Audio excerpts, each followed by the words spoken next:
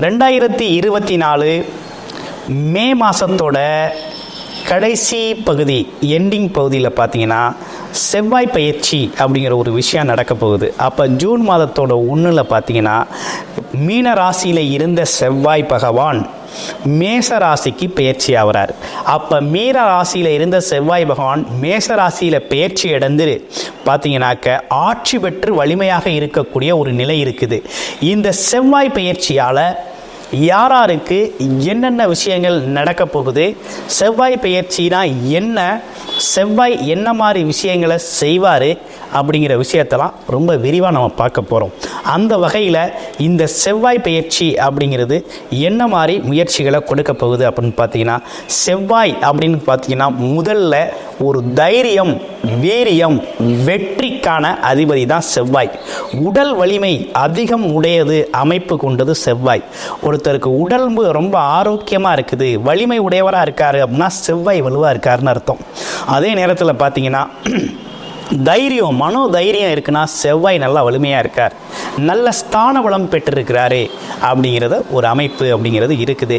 எதுலேயும் ரொம்ப வேகமாக போகிறாரு, ரொம்ப வேகமான செயல்பாடு இருக்குது, அதுலேயும் விவேகமாக புத்திசாலித்தனமாக செயல்படுறாரு அப்படின்னா செவ்வாயோட ஆதிக்கம் அதிகமாக இருக்குது.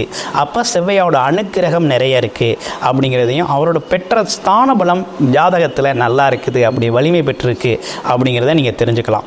அது மட்டும் இல்லைங்க, செவ்வாய் பார்த்திங்கன்னா சகோதரருக்கு காரகர், சகோதர சகோதரிகளுக்கு செவ்வாய் தான் காரகர். தனக்கு பின்னாடி பிறக்கக்கூடிய தம்பி தங்கைகள் எல்லாத்துக்கும் பார்த்தீங்கன்னா செவ்வாய் தான் காரகராக இருக்கார். அப்போ செவ்வாயை வச்சு தான் அவங்களுக்கு எப்படி இருக்கும், அவங்களுக்குமான உறவுகள் எப்படி இருக்கும், கூட பிறந்த உறவுகள்லாம் எப்படி இருப்பாங்க அப்படிங்கிறத பற்றி தெரிஞ்சுக்க முடியும். அது மட்டும் இல்லைங்க, செவ்வாய் என்பவர் ஆளுமை திறன் உடையவர், எதையும் ரொம்ப ஈஸியாக சாதிக்கக்கூடிய ஆற்றல் உடையவங்க. எல்லா ஒரு நிர்வாகத்திலையும் பார்த்தீங்கன்னா செவ்வாய் ஆதிக்கம் உடையவர்கள் தான் ஒரு நிர்வாகத்திறன் உடையவர்களாக இருப்பாங்க.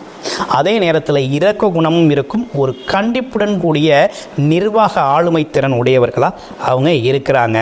அது வேறு என்னென்ன விஷயங்கள் இவங்களுக்கு வருது அப்படின்னு பார்த்தோம்னா, ஒரு இடம் வாங்கணும், ஒரு வீடு வாங்கணும், ஆமாம் ஒரு பூமி வாங்கணும், ஒரு விவசாய நிலம் வாங்கணும் அப்படின்னா செவ்வாய் நல்லா இருக்கணும். பூமிக்காரகன் அப்படின்னு சொல்லக்கூடிய செவ்வாய் ரொம்ப நல்லா இருக்கணும். அப்படி நல்லா இருந்தால் தான் ஒரு இடம் வாங்க முடியும், ஒரு வீட்டை கட்ட முடியும். அதே நேரத்தில் பூமி யோகம் அப்படிங்கிறது அவங்களுக்கு தான் அதிகமாக இருக்கும். அப்போ நிறைய நிலமலம் வச்சுருக்கவங்களாம் பார்த்தோம்னா அவங்களுக்கு செவ்வாயோட ஆதிக்கம் நிறைய இருக்கும். ஆமாம், விவசாய நிலம் வச்சுருக்கவங்க, அதே போல் கட்டுமான தொழில் செய்கிறவங்களாம் பார்த்திங்கன்னா செவ்வாயோட ஆதிக்கம் நிறைந்தவர்களாக இருப்பாங்க. அதாவது ரியல் எஸ்டேட் வேலை பார்க்குறது, ஒரு கட்டடத்தை கட்டி விற்கிறது, அதே நேரத்தில் கட்டடம் சார்ந்த உபகரணங்களை விற்கிறவங்க, இந்த மாதிரி விஷயங்கள் தொழில் செய்கிறவங்க எல்லாமே செவ்வாய் ஆதிக்கம் நிறைந்தவர்களாக இருப்பாங்க.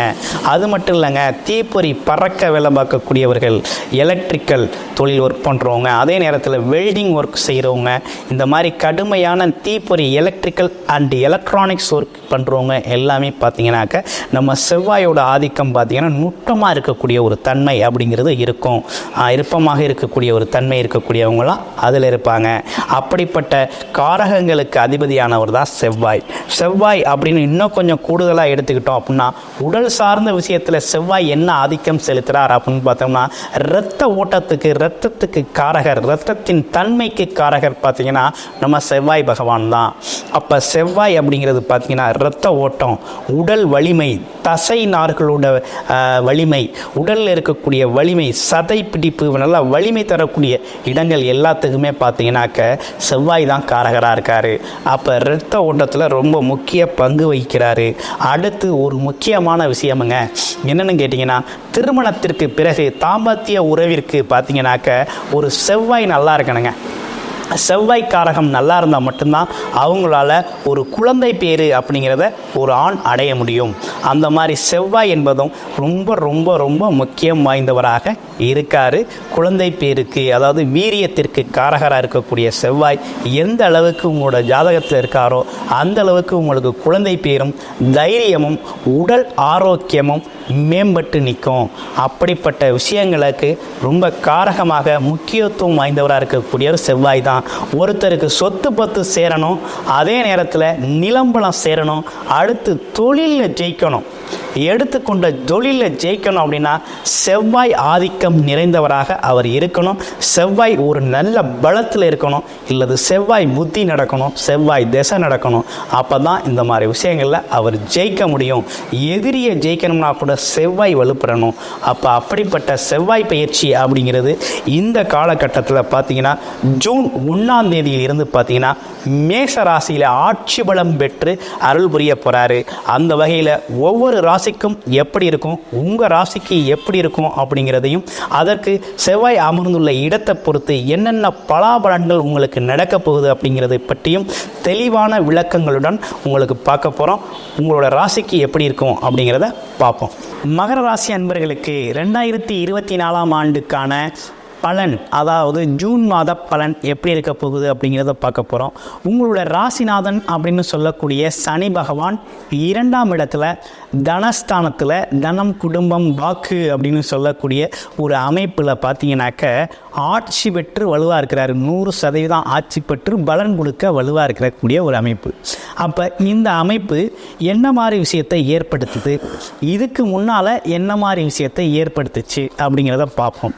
கடந்த ஒரு வருஷத்துக்கு முன்னால் உங்களுக்கு பார்த்தீங்கன்னாக்க 2 வருடம், 1 வருடம் சொல்ல முடியாது, 1 வருடம் 2 வருடத்திற்கு பின்னாலாம் பார்த்தீங்கன்னாக்க உங்களுக்கு பார்த்தீங்கன்னா சனி பகவான் சென்மச்சனியாக இருந்தார்.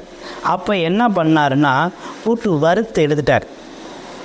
உடல் உபாதை ஒரு பக்கம், உடல் நலம் சரியில்லை, மனநலம் சரியில்லை, ஆமாம் வருமானம் இல்லை, தொழில் இல்லை, வேலை இல்லை, உறவுகளில் சிக்கல், பிரிவு, மனஸ்தாபங்கள், ஆமாம் சில அசிங்கங்கள், அவமானங்கள், இப்படிப்பட்ட விஷயங்கள்லாம் கொடுத்துக்கிட்டு இருந்தார்.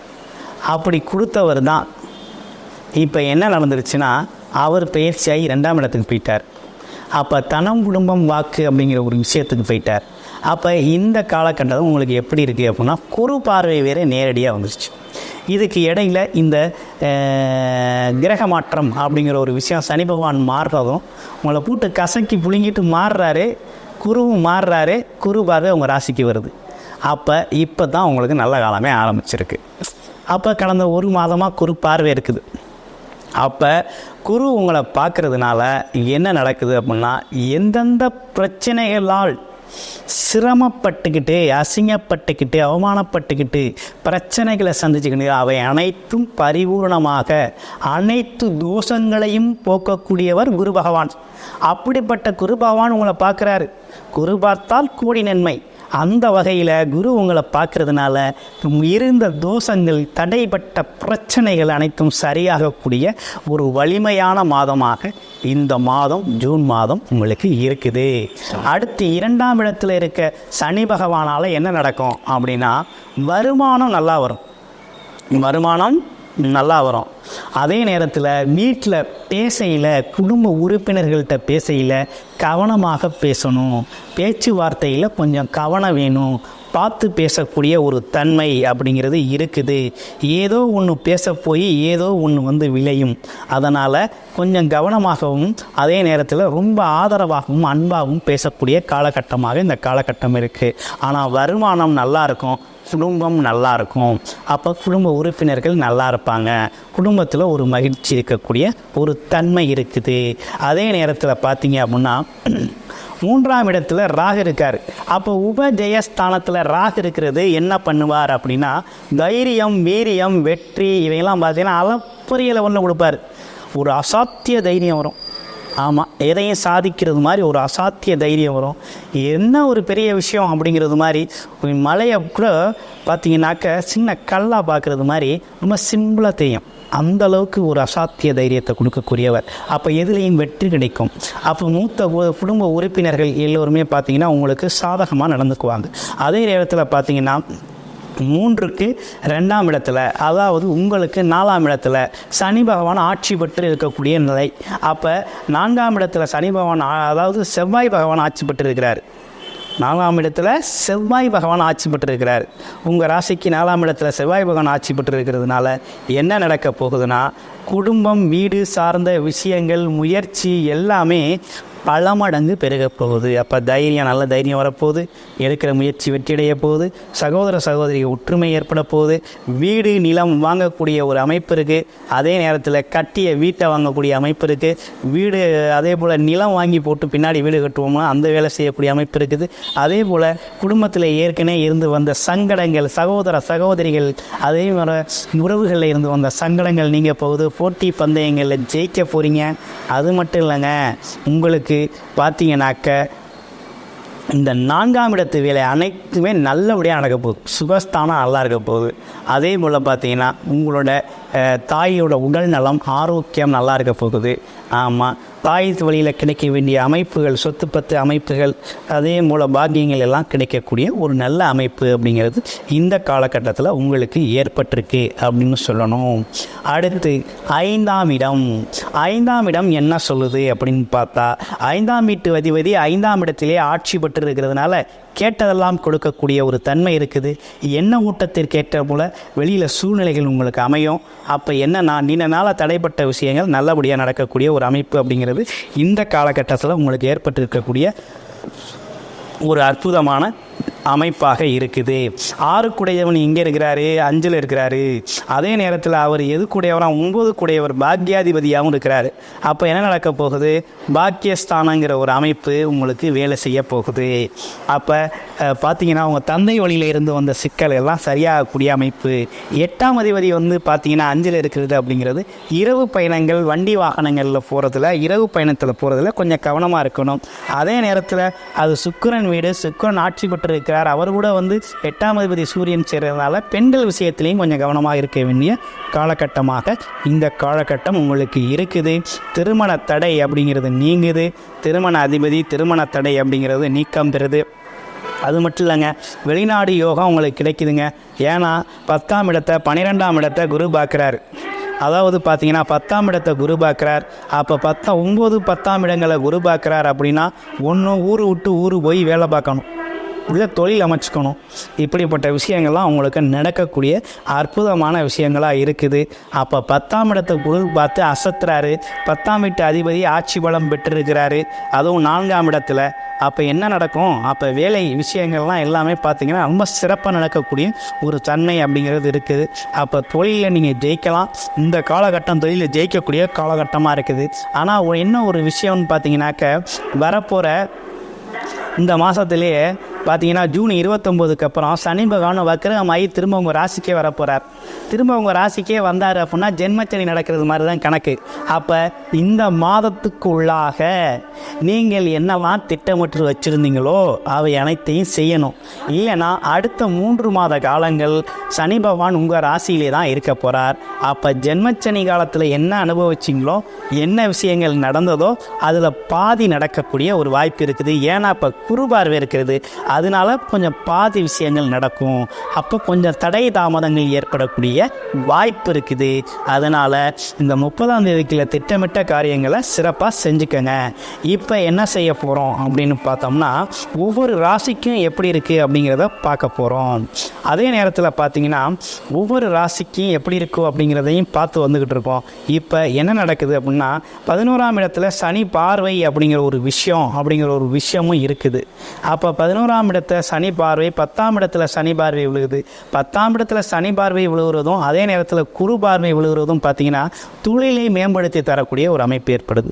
அப்போ தொழில் சார்ந்த விஷயங்களில் நீங்கள் ஜெயிக்கலாம், வெற்றி பெறலாம், நல்ல விஷயங்கள் உங்களுக்கு நடக்கக்கூடிய ஒரு தன்மை இருக்குது. வெளிநாடு வெளியூர் அமைப்புகள்லாம் உங்களுக்கு நல்லா இருக்குது. கடல் கடந்து போகக்கூடிய ஒரு தன்மை அப்படிங்கிறது இருக்குது. ஏன்னா 12ஆம் வீட்டு அதிபதி 6ல் போய் மறைஞ்சிட்டார். இப்போ வேலை சம்பந்தமாக வெளிநாடு போகணும். வேலைக்காக வெளிநாடு போனால் நல்ல வாய்ப்பு, நல்ல வருமானம் கிடைக்கும். அது மட்டும் இல்லாமல் உங்களுக்கு ராசியில் இருக்கக்கூடிய நட்சத்திரங்களுக்கு பார்க்க போகிறோம்.